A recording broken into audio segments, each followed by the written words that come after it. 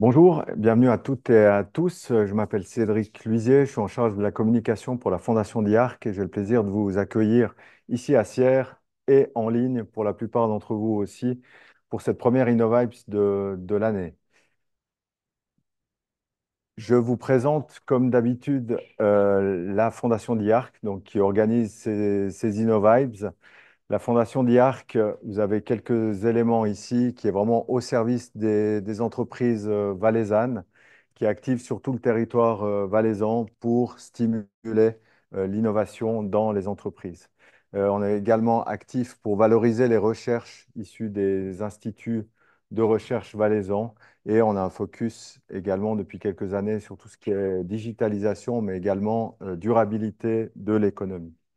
Ce qui fait sa force, c'est vraiment qu'on a différents sites tout le long de la vallée du Rhône, dont ici où nous sommes aujourd'hui, pour celles et ceux qui ont la chance de profiter du soleil, oui, on peut le dire, du soleil de Sierre.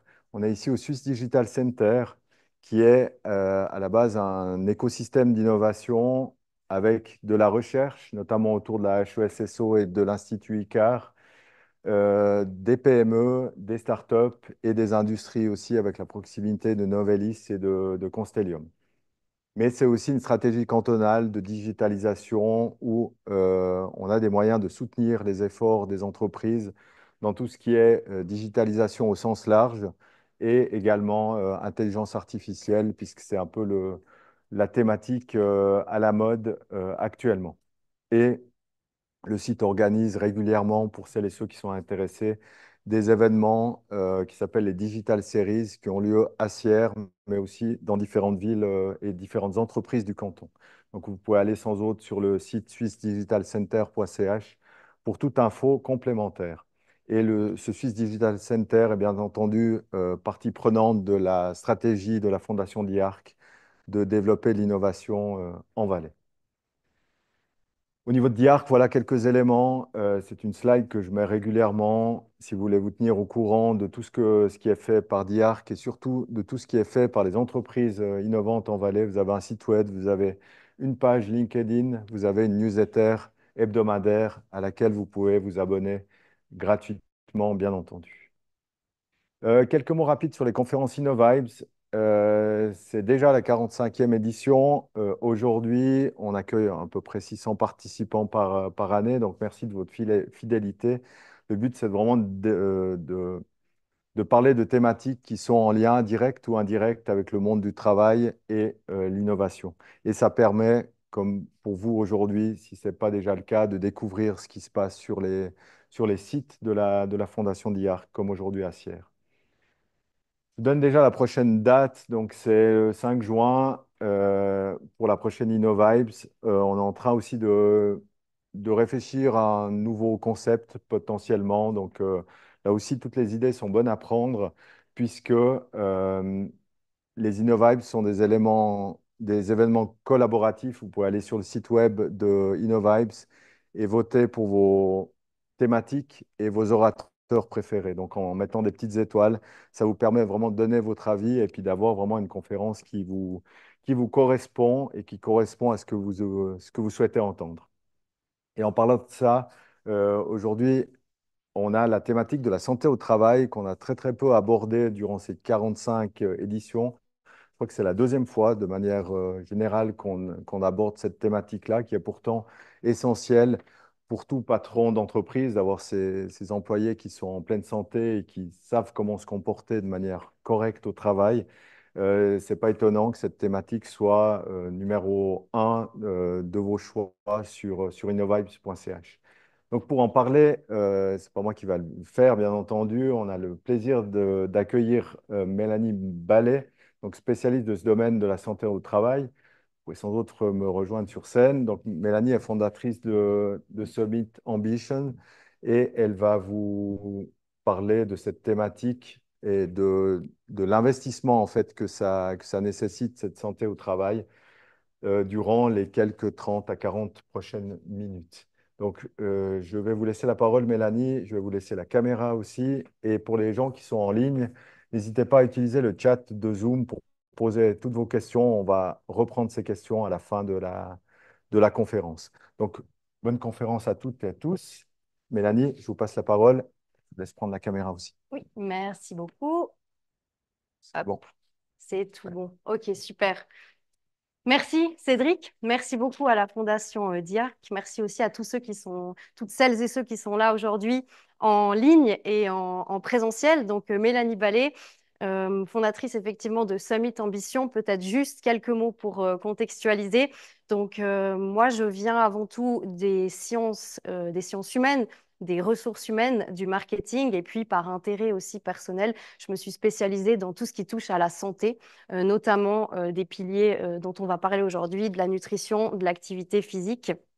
Et puis, mon intérêt était vraiment de me poser la question, de poser aussi la question aux entreprises, de savoir comment est-ce qu'on applique tous ces concepts-là euh, dans l'entreprise. Et la question, en fait, centrale aujourd'hui, c'est de savoir quel est l'investissement en tant que chef d'entreprise, en tant que chef d'équipe que l'on peut faire pour la santé au travail. Donc, est-ce que cet investissement est rentable? C'est la question à laquelle on va tenter de répondre aujourd'hui.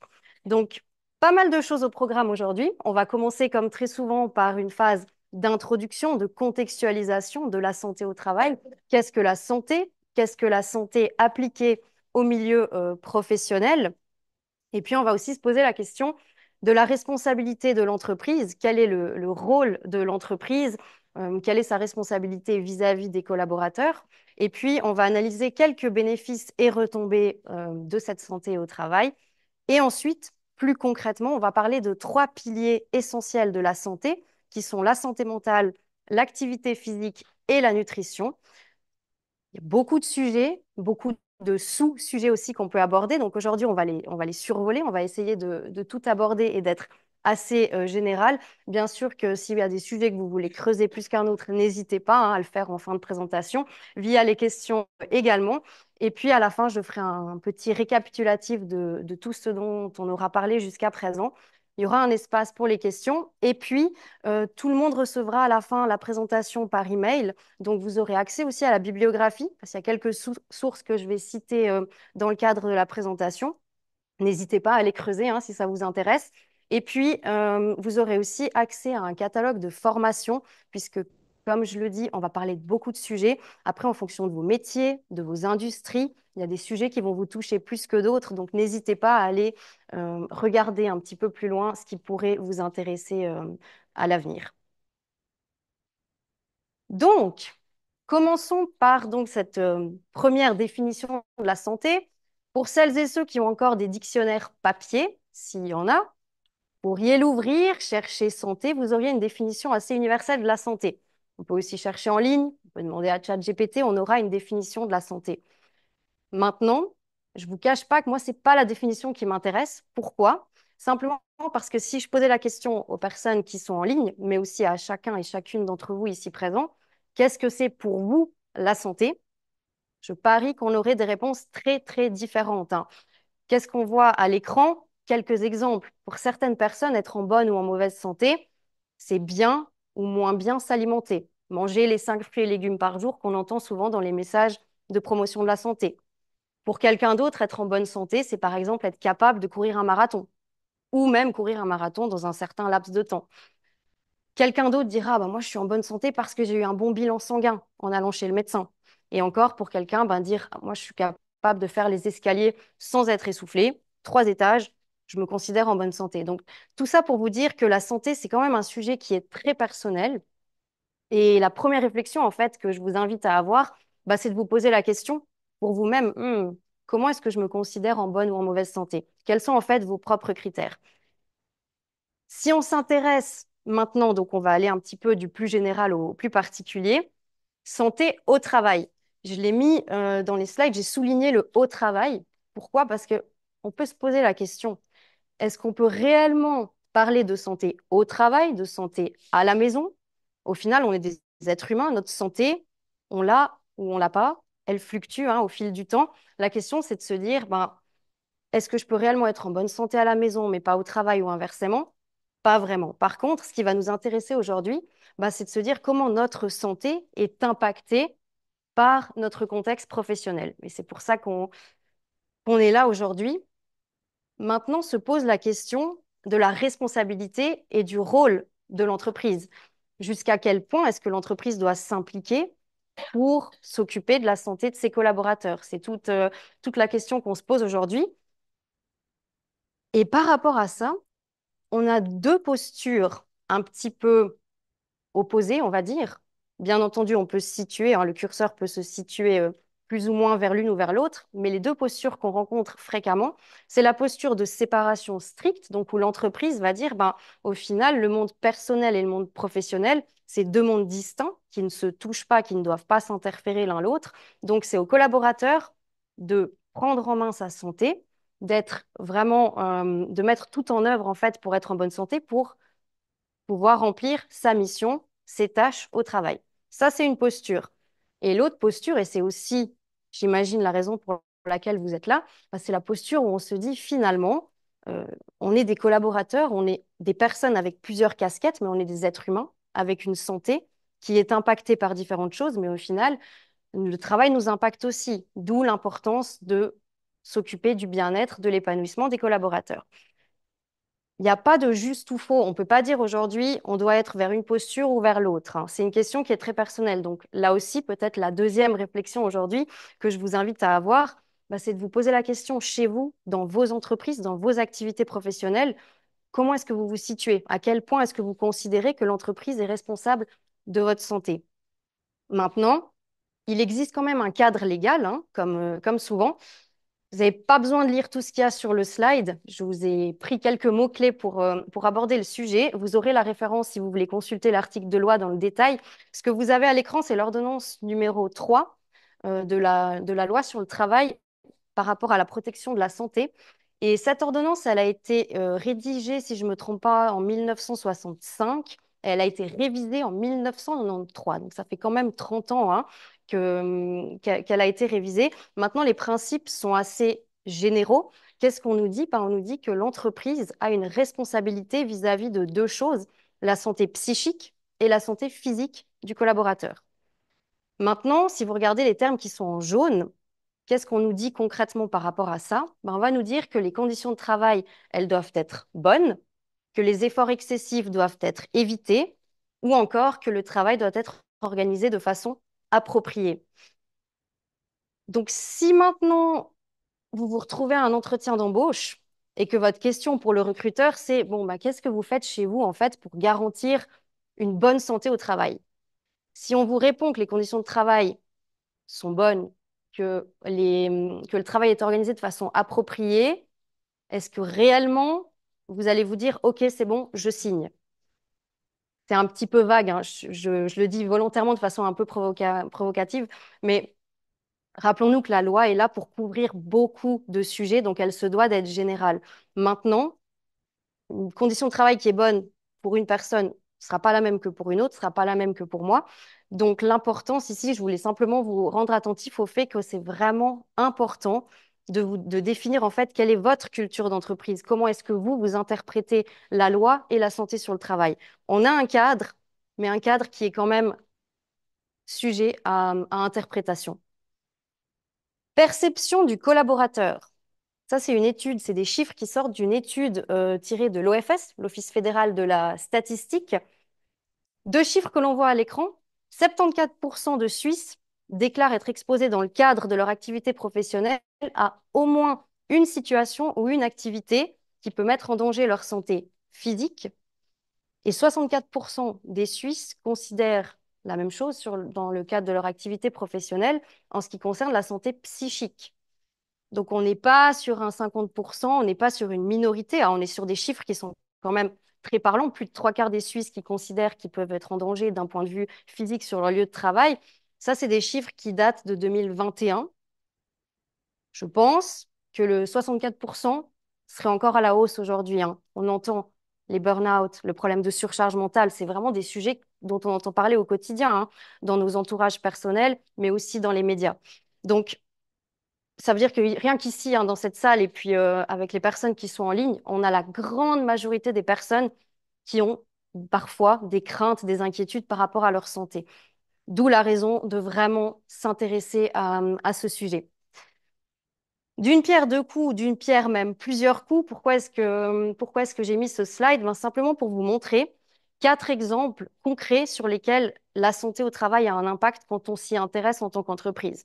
Ça, c'est une étude qui est tirée de Unisanté, qui a déterminé que les entreprises qui s'engagent durablement sur le long terme en faveur de la promotion de la santé voient des retombées à moyen et long terme. Vous avez 4 exemples sur les slides. Amélioration du bien-être, une réduction de l'absentéisme et du turnover, donc les gens qui viennent, qui partent, et une meilleure ambiance, une meilleure cohésion aussi au sein des équipes entre les collaborateurs. 4 exemples, il y en aurait plus. Je pense que vous-même, vous avez peut-être d'autres exemples complémentaires. Je fais une petite parenthèse ici. S'il y a des gens qui viennent du monde du marketing et de la communication, on sait que quand on met en place une campagne de communication pour améliorer le positionnement d'une entreprise, améliorer l'image d'une entreprise, qu'est-ce qu'on a? On a l'équipe commerciale, l'équipe vente qui vient toquer à la porte et qui nous dit OK, mais moi j'ai besoin de résultats demain. Et nous, on sait qu'au marketing, bah, c'est des choses qui prennent du temps. On va peut-être mettre en place une campagne aujourd'hui qui donnera des résultats demain, mais peut-être dans 6 mois, 2 ans, voire plus, hein. Et quand on aborde le sujet de la santé au travail, c'est très important d'avoir un petit peu ce même mindset, de se dire les choses qu'on met en place aujourd'hui, c'est des choses qui sont censées modifier les habitudes au quotidien et qui donneront des résultats à long terme. Donc ça, c'est toujours un petit peu la chose à garder en tête et qui n'est pas toujours facile à entendre pour certains chefs d'entreprise, chefs d'équipe. Maintenant, dernière chose avant qu'on passe au cœur du sujet, qu'on analyse les 3 piliers dont j'ai parlé en introduction, la responsabilité, elle est partagée, hein. N'oublions pas, on entend beaucoup de choses aujourd'hui. Ah, les entreprises qui s'occupent pas assez de leurs collaborateurs, qui nous serrent, hein, qui nous pressent comme des citrons jusqu'à ce que les gens partent en burn-out. Voilà, on nous demande de faire plus avec moins. Ça, on l'entend beaucoup. Mais à l'inverse, on a aussi maintenant une force de travail qui est de plus en plus revendicatrice, hein. Des gens qui viennent, qui tapent du poing sur la table et qui veulent aussi imposer certaines conditions. On pense notamment aux jeunes générations, hein, qui osent plus aussi exiger certaines choses des employeurs. Donc n'oublions pas une chose, santé au travail, c'est une affaire bilatérale, hein. On peut mettre en place des actions, des mesures concrètes en tant qu'entreprise, mais si le collaborateur ne joue pas le jeu, on va pas avoir de résultats, hein. Donc, gardons toujours cette réflexion en tête quand on parle de ces 3 piliers que j'introduis donc maintenant. Je l'ai dit tout à l'heure, la santé, on l'a au travail, mais on l'a aussi à la maison, on l'a dans nos activités extra-professionnelles. Santé mentale, nutrition, activité physique, ça nous concerne au quotidien et ça nous concerne dans tous les domaines de notre vie. Maintenant, aujourd'hui, l'idée, c'est de regarder concrètement comment est-ce qu'on peut les optimiser dans le cadre du travail. Comment est-ce qu'on met en place toutes les actions dont on va parler maintenant?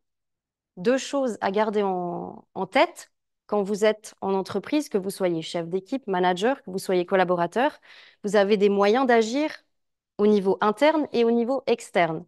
Donc la première chose, première réflexion que je vous invite à avoir, c'est la troisième, je crois, depuis que j'ai démarré, c'est de vous poser la question chez vous, quel est le rôle des RH?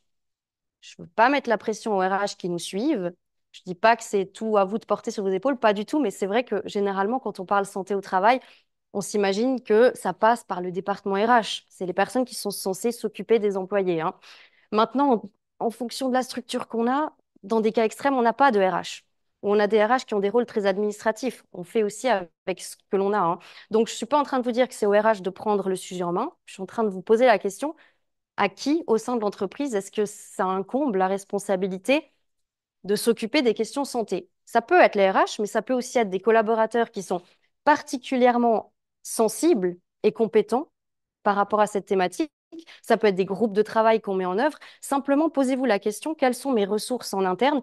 Qui peut s'occuper de ça? Qui a le temps aussi de le faire?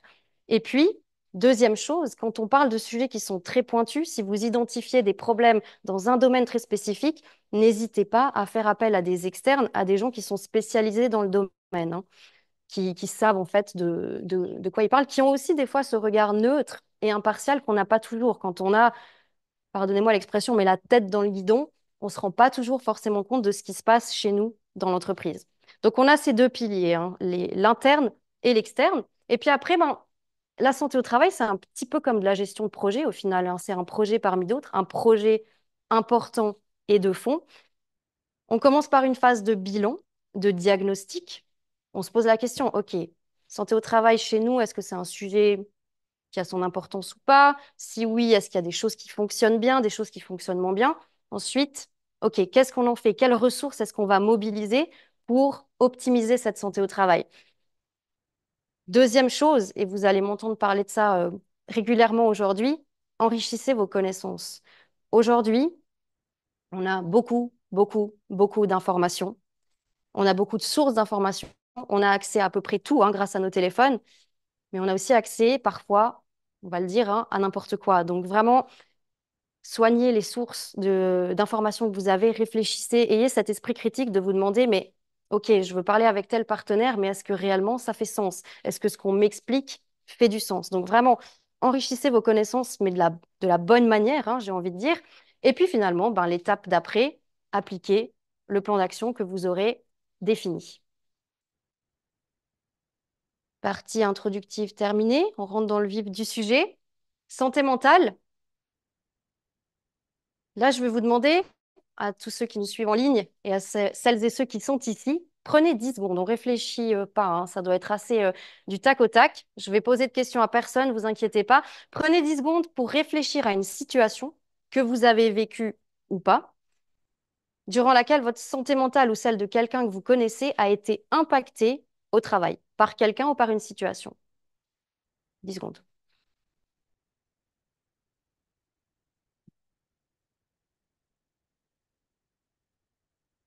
De nouveau, celles et ceux qui voudraient partager la situation en fin de présentation avec plaisir, mais je vais embêter personne avec des exemples concrets. Pourquoi je vous ai demandé ça? Gardez votre exemple en tête, hein. C'est un petit peu à la mode maintenant de dire j'ai demandé à ChatGPT de rédiger l'introduction de ma conférence, de me dire ce qu'il pense de ma marque, de mon entreprise. J'ai pas échappé à la mode pour une slide, promis, juste la suivante. J'ai briefé ChatGPT et je lui ai demandé de me sortir 3 situations tournées de façon assez humoristique pour que le ton soit assez léger, où seraient exemplifiés 2 facteurs d'impact de la santé mentale. Allons déjà avec les exemples. On m'a dit que le travail d'équipe était essentiel. 3 ans plus tard, je connais mieux les problèmes digestifs du chat de ma collègue que mon propre plan de carrière. Visiblement, l'aménagement de la charge de travail, c'est comme la clim en open space, il y en a toujours un qui gèle pendant que l'autre suffoque. On a fait un audit externe, le consultant nous a confirmé que tout allait bien, puis il a encaissé son chèque et est parti en vacances avec. Bon, je ne sais pas comment en ligne, mais ici, on a quelques personnes qui ont le sourire, donc j'imagine que soit ces situations vous parlent, soit vous avez réussi à identifier les problèmes qu'il y a là derrière. Donc, j'ai volontairement pris un ton assez léger, même qu'on sait que la santé mentale, parfois, c'est des problèmes qui sont graves, hein. Ce que je voulais exemplifier ici, et réfléchissez aussi à vos propres exemples, c'est 2 facteurs qui impactent la santé mentale, hein. Le facteur objectif, qui est lié vraiment à la nature du poste, la nature du métier, le cahier des charges, et les facteurs subjectifs qui, eux, sont liés à tout ce qui touche à l'être humain, soi-même, mais aussi les interactions avec les autres. Je ne vais pas revenir sur les 3 exemples, mais posez-vous aussi cette question par rapport aux exemples que vous avez vous-même. Typiquement, les problèmes digestifs du chat de la collègue, ça peut prêter à sourire, mais on a peut-être, j'imagine tous, eu ou avons un ou une collègue avec qui le courant passe moins bien. Au bout d'un moment, ça peut devenir usant, hein. Et il y en a certains avec qui le conflit, il est fort et puis on n'a même plus envie de venir travailler. Ça, c'est un problème plutôt subjectif, d'interaction sociale. La charge de travail. Mon collègue qui vient à 9 heures, qui part à 15 heures, qui prend 2 heures de pause à midi, pendant que moi, je fais du 7 h 19 heures sans pause. Là aussi, pourtant, on a le même travail. Ça aussi, ça peut être quelque chose qui pose problème, où on a un sentiment d'inégalité par rapport à nos tâches. Je pense que vous voyez où je veux en venir. Donc, réfléchissez aussi par rapport à vos propres exemples. Maintenant, la question, c'est de savoir, mais qu'est-ce qu'on peut faire si on diagnostique, si on se rend compte qu'on a ce genre de problème chez nous? On peut agir de différentes façons. Si on s'en tient au facteur objectif, à la nature même du travail, au cahier des charges, déjà, en tant que chef d'entreprise, garantissez un système salarial qui est équitable. Je ne parle pas juste d'inégalité homme-femme, ça c'est un des points sous-jacents, mais il y en a d'autres. À compétences égales, salaire égal. Vous pouvez avoir les directives que vous voulez sur la confidentialité, les êtres humains parlent. On est comme ça. Vous pouvez cacher les informations. Plus on cache, plus les gens vont déterrer, ils vont trouver l'information. Donc, garantissez l'équité dans l'entreprise du salaire, mais même pour d'autres sujets, hein. Pourquoi? Parce que, sans vouloir faire beaucoup de psychologie, mais le sentiment d'injustice, d'inégalité, il est très fort chez l'être humain et c'est très difficile de regagner la confiance de quelqu'un du moment qu'on l'a perdu pour une raison telle que l'injustice. Élaborer un plan de carrière. Si vous avez des profils chez vous que vous détectez comme des talents, des gens qui ont l'envie, qui ont l'ambition, ne les freinez pas. On ne demande pas de faire un PDF de 30 pages avec un plan de carrière sur 15 ans, hein. Simplement, montrez-leur que vous vous intéressez à leurs envies, à leurs souhaits de développement et proposez-leur des actions concrètes pour les faire évoluer. Donnez-leur une vision, une perspective, hein. Aménager la charge de travail, ben oui, ça c'est fondamental. On me demande de faire plus avec moins. Réviser les cahiers des charges, l'organigramme peut-être. Oui, ça prend du temps, mais c'est un travail parfois qui est nécessaire. Réviser les processus actuels. Vous pouvez faire appel à un consultant externe, bien sûr, mais vous pouvez aussi profiter des nouveaux collaborateurs. Ça, c'est une chose aussi que je dis assez souvent. Si vous avez un nouveau collaborateur, profitez au début. De toute façon, il va devoir prendre ses marques. Laissez-lui un petit moment. Prenez du temps, dégagez du temps pour ça en lui disant, bah, mets un petit peu le nez dans les différents process que l'on a et donne-nous ton avis. Juste le fait d'avoir un regard extérieur, quelqu'un qui n'a pas la tête dans le guidon, ça peut faire la différence. Facteurs humains et sociaux, alors là, c'est la dimension plus intangible, hein, la dimension plus psychologique de l'entreprise. Former et informer les managers et les équipes. On ne change pas les personnalités des gens. On n'est pas là pour faire d'un introverti un extraverti ou l'inverse. Par contre, on peut sensibiliser les gens, typiquement au clash intergénérationnel.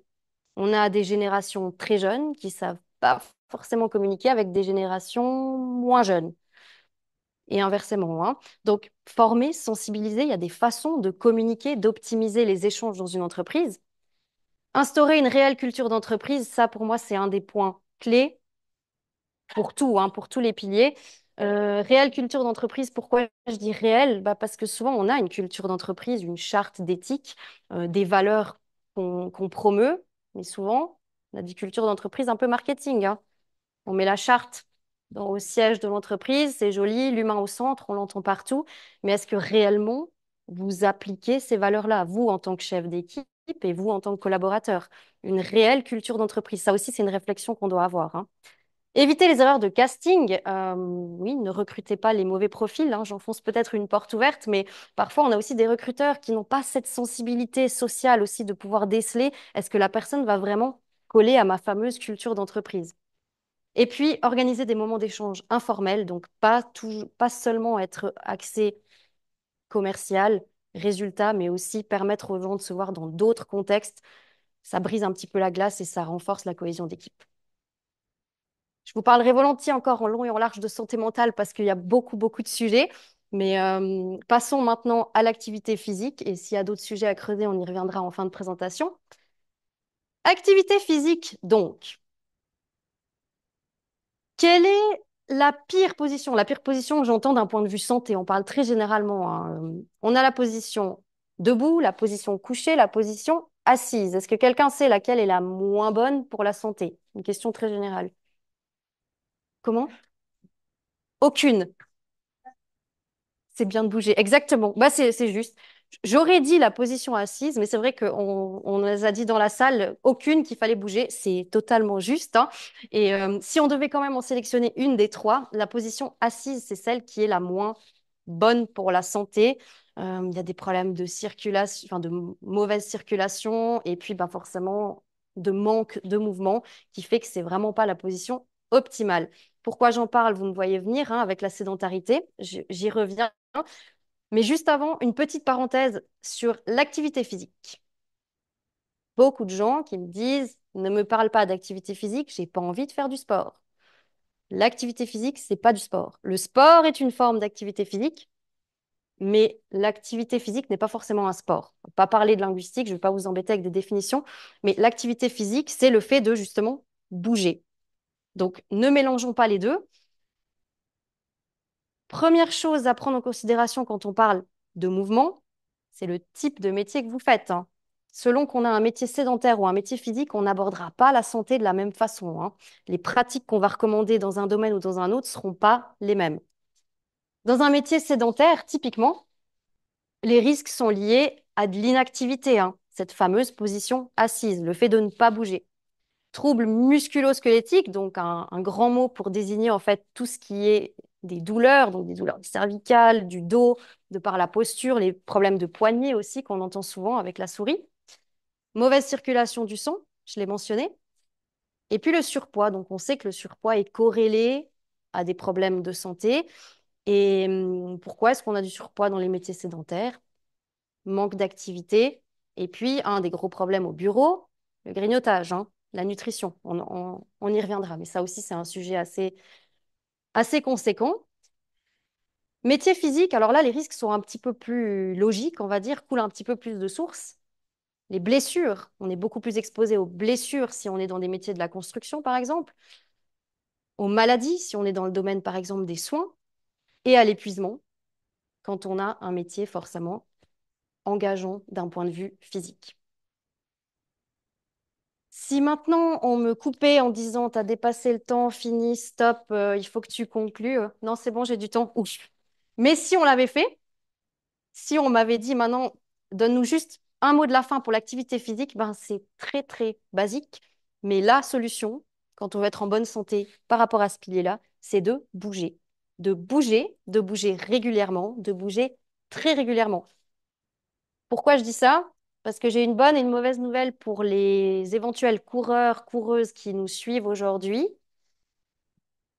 Si vous passez 4 heures au bureau assis, que vous allez faire votre run à midi, vos 5, 10 kills, 15 pour les plus rapides, que vous revenez, que vous vous rasseyez 4 heures et que vous rentrez à la maison, vous aurez bonne conscience, vous avez été courir, vous avez raison. Je suis la première à promouvoir le sport et l'activité physique, les deux, hein. Pas de souci. Par contre, mauvaise nouvelle pour les coureurs, sachez que vous aurez eu meilleur temps de vous lever 5, 6, 7 fois dans la journée, même 5 minutes, hein, pour aller à la machine à café, pour aller écrire à votre collègue plutôt que de lui envoyer un Teams. Vous aurez eu meilleur temps de bouger plus régulièrement que d'avoir fait une course à pied, même si c'était 10 kilomètres. Vous me voyez venir, faites les deux si vous pouvez, hein, bougez régulièrement et faites un sport, bien sûr. Mais voilà, c'était juste une petite parenthèse pour vous montrer que vraiment des études ont été faites, hein, sur l'activité, bouger le plus possible. Donc, pour ça que je dis, pour ceux qui me disent je ne suis pas sportive, j'ai pas envie de l'être, c'est pas grave, on vous parle de bouger, de vous lever, d'aller faire les escaliers, ce genre de petites choses-là qui ont l'air anodines et qui pourtant donnent des résultats très, très importants. Un slide assez conséquent, le plus chargé, je pense, de cette présentation. Pourquoi? Parce que j'ai voulu mettre beaucoup d'idées. Mais forcément, vous êtes des profils tous différents, avec des structures d'entreprise différentes, des tailles différentes, des ressources aussi différentes. Pour autant, quelques idées, suggestions, prenez-les, réfléchissez, ouvrez la discussion. Réunion debout. Je parle d'activité, je parle d'être debout, de ne pas être assis. Faites des réunions debout. Et pour ceux qui me diront, non, mais on ne va pas maintenant changer le mobilier, nos salles de conférence, on les a aménagées, bah, vendez les chaises et achetez une table haute. Vous ferez même des bénéfices. Pour celui ou celle qui pique du nez pendant les réunions, debout, c'est plus compliqué. Donc, ça va vous donner plus d'énergie et puis la dynamique n'est pas la même. Si maintenant, à l'apéro, on discutera debout, on n'aura pas les mêmes échanges. Les échanges seront plus dynamiques, plus fructueux aussi que si on était assis. Bureau mobile. C'est assez une mode, les bureaux qui se lèvent. Pour une fois, la mode est bonne. C'est pas toujours le cas. Bureau mobile, ça vous permet d'avoir les deux, d'être assis, mais quand vous avez un petit coup de fatigue, hop, on se met debout, on travaille différemment, on est stimulé différemment quand on est debout. Des formations sur l'activité physique, ça peut être aussi un sujet. Je vous ai parlé du catalogue de formation en fin de présentation. Je vous inviterai à le consulter. Séance de sport express au bureau. Il y a beaucoup maintenant des coachs, hein, qui se déplacent, qui viennent donner des séances dans les entreprises directement. Aménager un espace avec des petits équipements sportifs pendant que vos collègues sont en train de finir de manger et que vous êtes au café, un petit élastique, une petite bande juste pour faire du stretching, pour éviter d'avoir les maux de dos que l'on connaît, les maux de cervical. Pourquoi pas? C'est des petits équipements, on en a même à la maison, hein. Organiser des challenges internes. Alors ça, je pense que c'est un des points qui marche le mieux. Pourquoi? Parce que l'être humain aime être stimulé, aime être challengé. On marche tous un petit peu à la carotte, peu importe nos personnalités. Je sais que l'État du Valais le fait. avec le concept du bike to work. Je ne connais pas le détail, mais typiquement un challenge où les équipes sont organisées pour venir à vélo au travail. Ensuite, je ne sais pas s'il y a un système de points et si vous gagnez quelque chose, vous pourrez leur poser la question. Mais voilà, ça, c'est un exemple, hein, des petites initiatives comme ça qui peuvent être prises pour se challenger. On bouge et en plus, on renforce la cohésion des équipes.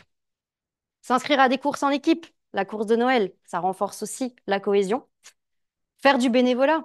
Pourquoi pas vous dire, bah, en fait, je vais aller faire du bénévolat pour une activité X ou Y. Je le fais avec quelques collègues. De nouveau, ça renforce les interactions entre les collègues et ça vous fait bouger. Participation financière aux abonnements sportifs pour ceux qui ont plus de budget. Puis offrez des bons d'achat sur des baskets, des montres connectées, des vêtements de sport. Là encore, tout va dépendre de votre culture d'entreprise. Si vous prenez le mouvement, l'activité physique, alors récompensez vos collaborateurs d'une façon qui est cohérente avec ce que vous prenez, hein. Donc ça, c'est tout un tas d'idées, de suggestions. Et puis pour les métiers physiques, soignez vraiment l'aspect sécurité au travail. La bonne nouvelle, c'est que quand on est dans des métiers, comme je disais, construction, vente, soins, on a des normes à respecter. Et c'est une très bonne chose. Et on a des entreprises comme la Suva qui s'occupent de ces questions-là. Donc en général, on n'a pas trop le choix d'être à la page. Donc ça, c'est une très bonne nouvelle. Après, il y a d'autres choses qu'on peut mettre en complément, qu'on peut proposer.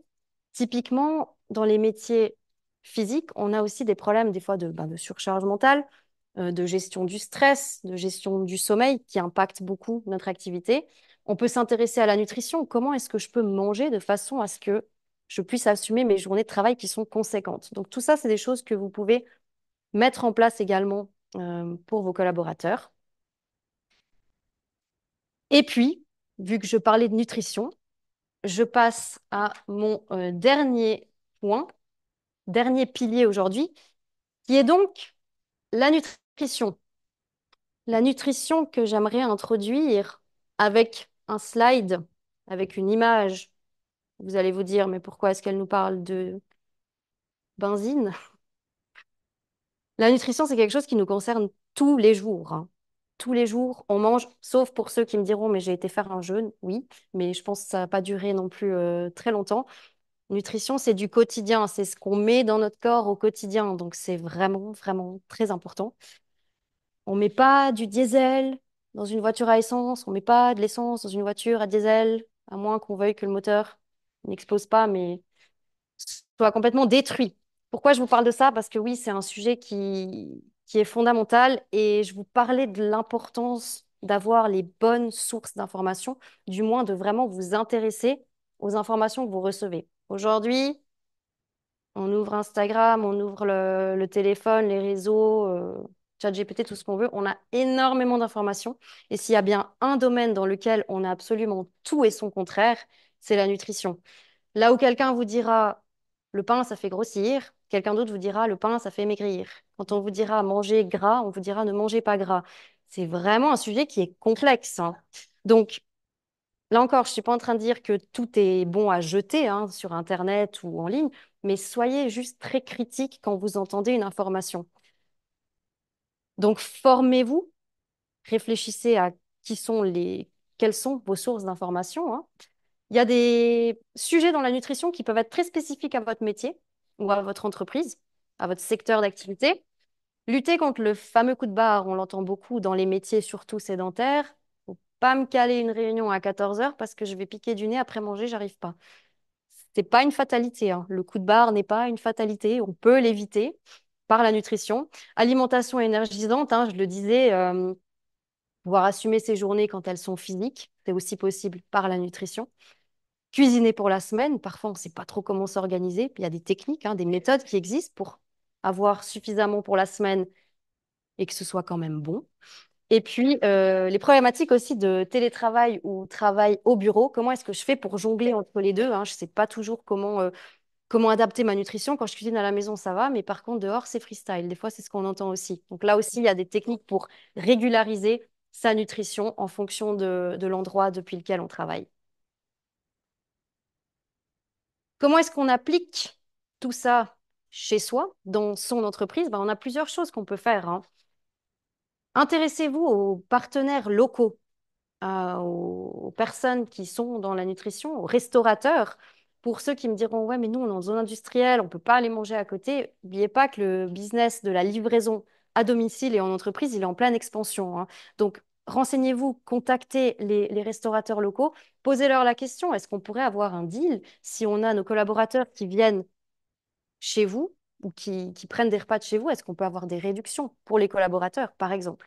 C'est une idée. Distributeur intelligent, bon, je pense que personne ne sera choqué si je vous dis qu'une pomme, c'est mieux qu'un Mars. Maintenant, tout le monde n'a pas envie de manger des pommes, donc il y a des alternatives saines, hein, entre les deux, entre les sucreries pures et puis les alternatives plus saines. Team building ciblé, ça aussi c'est une idée. Quand on n'a plus d'idées, qu'est-ce qu'on va faire en fin d'année ou au souper de Noël, bon, on se creuse la tête, est-ce qu'on va refaire un karaoké? Ouais, je sais pas. Proposer des ateliers, proposer des formations, ça peut être fait de façon très sympa, hein, très fun. C'est questions sur la nutrition, l'alimentation, et en plus c'est un bénéfice pour vos collaborateurs. Encourager le batch cooking, je l'ai mis, mais ça concerne beaucoup les grosses structures où les gens particulièrement motivés. Il y a des personnes qui se disent, ben nous, tant de jours par semaine, c'est quelqu'un de mon équipe qui cuisine pour 4 5 personnes. Encore une fois, hein, je ne vous dis pas que vous devez aller le mettre en place chez vos collaborateurs. Peut-être qu'il y en a qui n'aiment pas forcément non plus cuisiner, mais c'est des pratiques qui existent en entreprise, hein. Et puis, accès à des paniers de fruits et légumes, là encore, si on s'associe avec des partenaires locaux, des restaurateurs, on peut aussi se faire livrer des bonnes choses, bonnes d'un point de vue, en tout cas, santé. Je voulais pouvoir vous donner des choses concrètes par rapport à la nutrition. Maintenant, c'est tellement vaste et c'est tellement individuel aussi que ça a été dur pour moi de vraiment vous donner des recommandations concrètes. Du coup, je reviens à des généralités. Adoptez les fondamentaux. Si vous êtes perdu par rapport à votre façon de manger, que ce soit au bureau ou à la maison, essayez de vous dire toujours, mais il y a une logique là derrière, de juste revenir aux bases, qui sont d'avoir une alimentation qui est relativement simple, colorée, variée, et qui suit aussi, je vais y revenir, vos besoins de la journée, vos besoins en énergie, hein. Et puis, une chose à éviter, j'ai écrit éviter les modes d'alimentation spécifiques. J'entends par là les régimes. Un régime, ça ne veut pas dire un régime restrictif. Je parle d'une façon de s'alimenter. Le cétogène, le paléo, le sans glucides, le progrès, enfin, il existe plein de modes d'alimentation. Je ne dis pas qu'ils sont bons ou mauvais, hein. On ne peut pas les aborder aujourd'hui dans le détail. Mais simplement, si vous ne comprenez pas la logique qu'il y a derrière une façon de s'alimenter, ne l'adoptez pas. Ou alors, renseignez-vous. Pourquoi est-ce qu'on devrait manger que du gras, éviter certains aliments?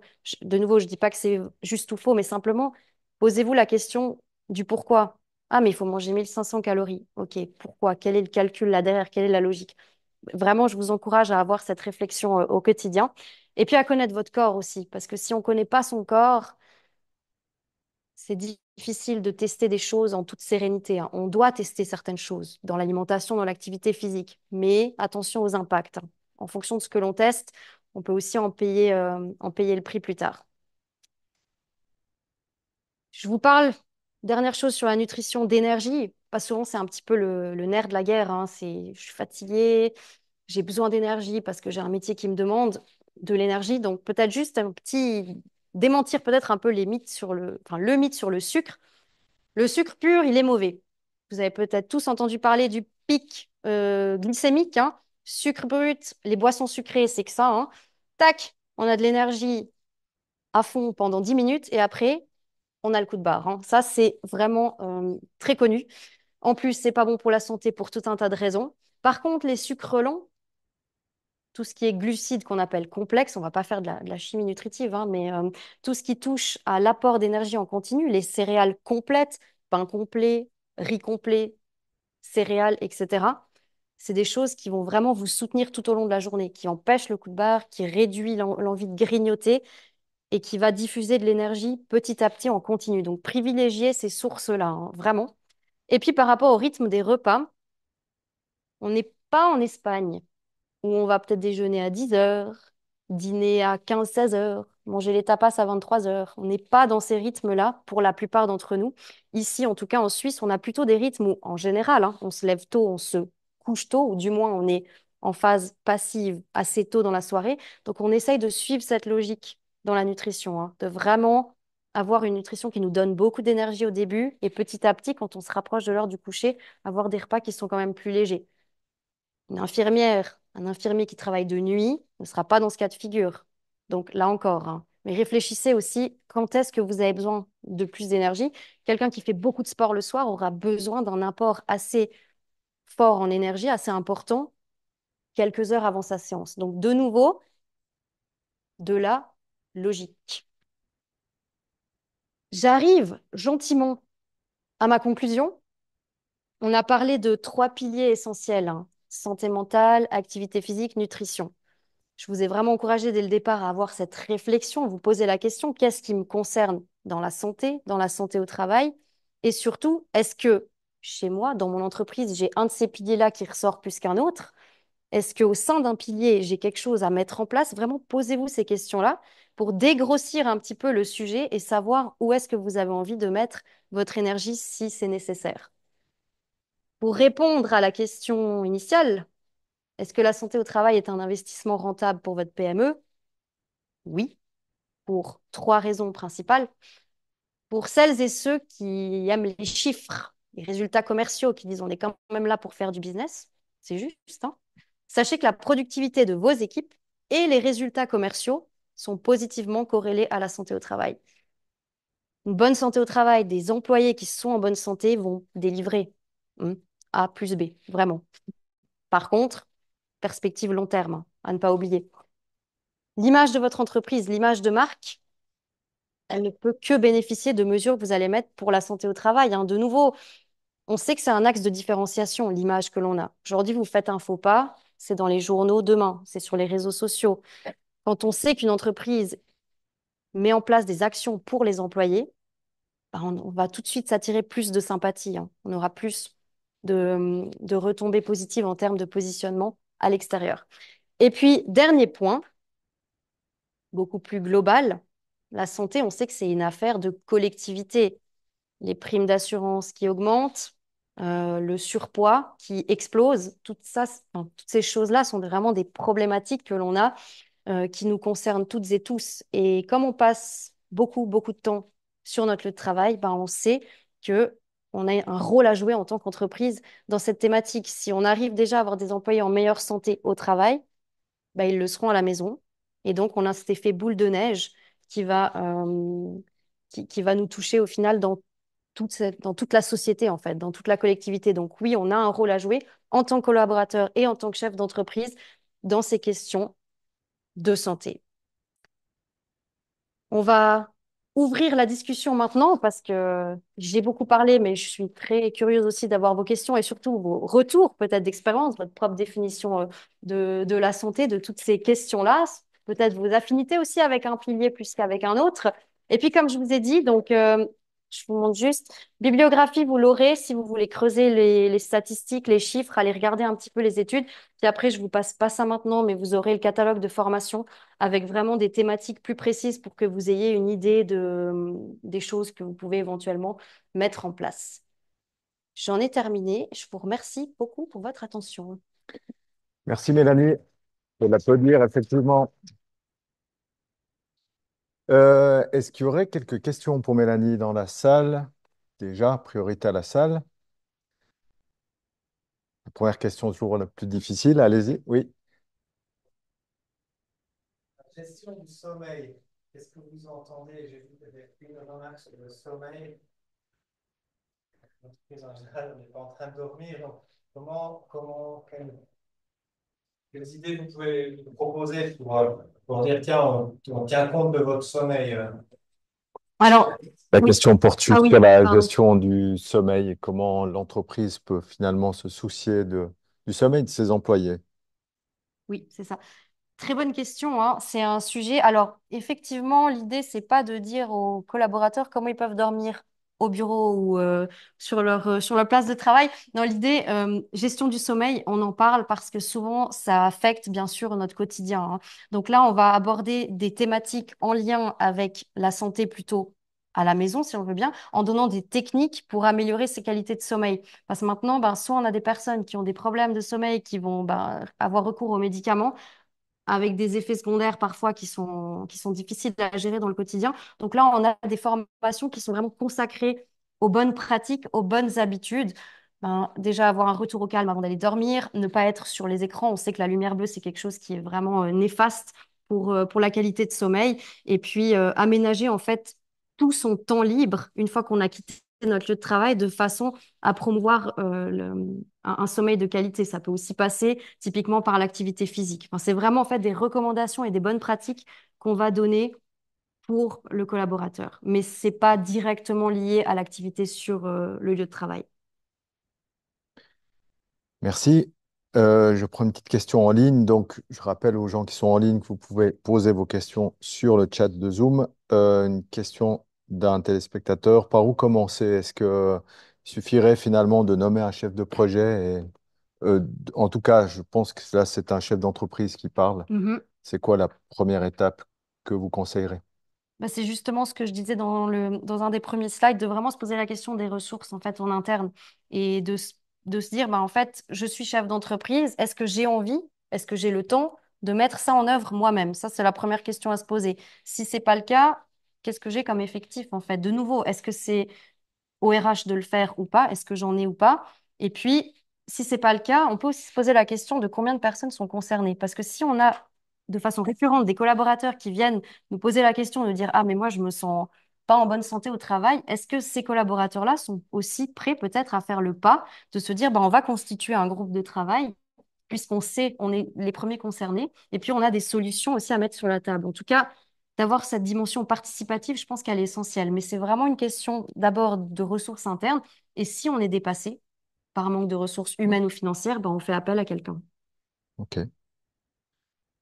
Vous levez la main dans la salle. Sinon, je passe à une question en ligne. On recherche des conseils d'applications ou de programmes euh, incitatifs du même style que Bike to Work que vous avez cité, qui permettraient de promouvoir finalement le mouvement par une certaine forme de gamification au travail. Est-ce qu'il y aurait comme ça quelques exemples, quelques applications fun à mettre en place au bureau entre collègues? Alors, des applications existantes, ça, honnêtement, je saurais pas vous dire. D'ailleurs, le Bike to Work, je sais pas si c'est fait à travers une application ou pas. Après, inspirez-vous de ce que font, pour ceux qui connaissent, les assurances, hein. Les assurances n'ont pas toujours bonne presse, mais pourtant, elles mettent en place certains programmes qui sont assez intéressants, via notamment des quiz auxquels on répond avec lesquels on gagne des points. Et on a aussi des systèmes de récompense de l'activité physique. Donc, des applications comme ça, j'en connais pas. Maintenant, vous pouvez aussi le faire de façon un peu simplifiée avec, là, je vais dans l'extrême simplification, mais avec un Excel dans lequel ben, vous répertoriez les équipes, le nombre de points, les objectifs à atteindre. Très bien, merci. Est-ce qu'on peut facilement faire entrer toute la démarche que vous avez expliquée là dans justement une démarche de durabilité pour l'entreprise? On sait qu'il y a souvent ces objectifs aussi de durabilité, c'est un mot très large, mais est-ce que cette santé au travail est une certaine forme de durabilité pour les entreprises qui mettent ça en place? Ah, complètement. Enfin, personnellement, je pense que c'est clairement, ça s'inscrit clairement dans cette démarche. Maintenant, quand on entend durabilité, on pense souvent environnement, responsabilité sociétale, hein. Et c'est vrai, c'est ce qu'on met en avant. Et ça, c'est un avis peut-être personnel, mais je pense que cette question de la santé au travail, elle va, d'ici quelques années, être pleinement intégrée au concept de durabilité, hein. Oui, Ok, complètement. très bien, merci. Je surveille la salle attentivement. Voilà. Est-ce que j'ai pensé, on pense santé au travail, mais est-ce qu'on aurait déjà pensé ça plus tôt, santé à l'école? Alors, la question de monsieur, c'est plutôt de dire est-ce que, avant la santé au travail, est-ce qu'il ne faudrait pas commencer par une certaine forme de sensibilisation avec la santé à l'école plutôt? Alors là aussi, j'ai envie de dire complètement, absolument, parce que c'est sûr que, comme je le disais tout à l'heure, santé au travail, c'est la santé dans un contexte particulier. En général, on ne travaille pas avant d'être sorti de l'école.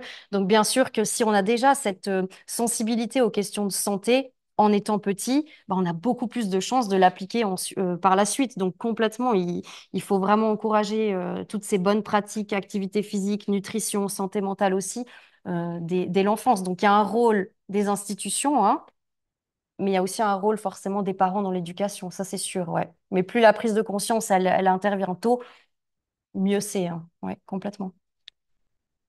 Une question assez habituelle et je pense que vous allez me voir venir par rapport au coût. Donc là, on nous demande, on vous demande, est-ce qu'on peut envisager un rapport coût-bénéfice pour une PME? Est-ce qu'il y a des ratios de dire, ben voilà, si j'investis 1 franc dans un programme, ça va m'éviter tant de frais ou comment vous vous positionnez par rapport à ça?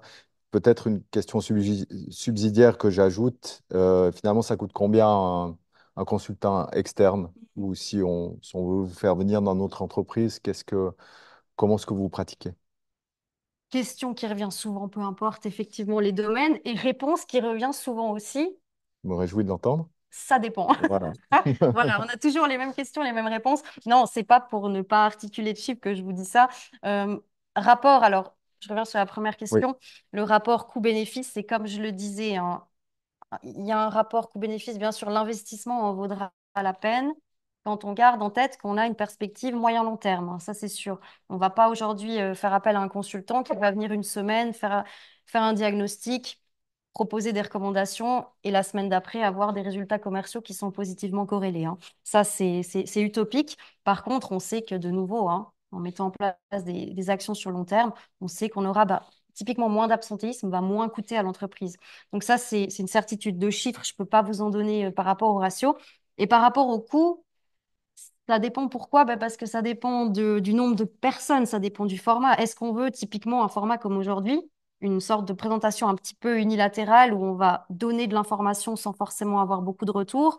Ou est-ce qu'on veut organiser des petits workshops en équipe? Peut-être qu'on a 4 5 personnes dans l'entreprise qui ont des problématiques à relever. Dans ce cas-là, on va faire des sessions plus interactives. Est-ce qu'on est sur un mandat de 3 mois, de 3 semaines, de 3 jours? Enfin, c'est très difficile à chiffrer en fait, pour ces raisons-là. ok. Merci Désolée. beaucoup. Non, non, pas de souci. Il y aurait encore une autre question dans la salle. Sinon, je passe encore à une question en ligne. Mhm. Euh, un spectateur qui aimerait avoir votre avis sur la mode de l'alimentation qui prône, vous en avez parlé d'ailleurs, la diminution des pics de glucose. C'est très médiatisé Oui. actuellement. A priori, il faut manger d'abord ses légumes, après ses viandes, je crois, puis à la Mhm. fin ses féculents. Est-ce que ça, c'est une sorte de régime que vous conseillez pour limiter ces pics de glucose? Alors, limiter les pics de glucose, oui, complètement, parce que c'est ce que je vous présentais dans les recommandations que j'ai données en termes de nutrition. On veut avoir de l'énergie toute la journée, hein, peu importe notre activité, peu importe qu'on soit au travail ou pas. Et on sait que les pics de glucose donnent vraiment beaucoup d'énergie, mais de façon très éphémère. Donc, bien entendu, que je préconise aussi l'évitement en fait de ces pics de glucose. Maintenant, de quelle façon, là, c'est sujet à débat, hein. Ça n'a pas réellement été prouvé scientifiquement que la façon, l'ordre dans lequel on mange a vraiment un impact. Moi, je dirais plutôt privilégier la source des aliments, donc ces fameux sucres lents, ces céréales complètes qui vont vous donner de l'énergie plutôt en continu. Et puis après, de nouveau, pour ceux qui pratiquent du sport, soyons attentifs aussi à ça, parce que si on pratique du sport, on va pas pouvoir adopter forcément ce régime-là. Ou quand on est dans une démarche, dans une compétition de sport d'endurance, on a besoin de sucre aussi rapide. Donc ça dépend du contexte. Mais oui, éviter les pics de glucose, je pense qu'on peut généraliser ça comme étant une bonne pratique santé, ouais. Très bien. Merci beaucoup. Donc, on s'approche effectivement pour ceux qui sont dans la salle, la partie pic de glucose éventuellement. Donc, on va terminer là-dessus. Merci beaucoup, Mélanie. Je pense qu'on peut la réapplaudir encore une fois. Et pour les personnes qui sont en ligne, donc on se retrouve tout prochainement pour une prochaine InnoVibes. Merci de votre fidélité, de votre écoute et à bientôt.